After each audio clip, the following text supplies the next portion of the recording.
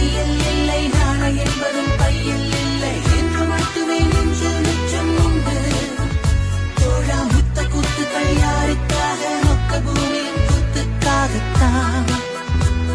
அங்கே நேற்று என்பதும் கையில் இல்லை, நாணை என்பதும் பையில் இல்லை என்று மட்டுமே நெஞ்சில் மிச்சம் உண்டு.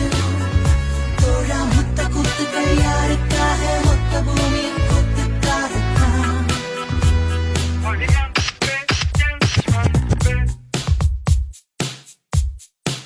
ஜூன் போனா ஜூலை காற்றே, கண் பார்த்தா காதல் காற்றே.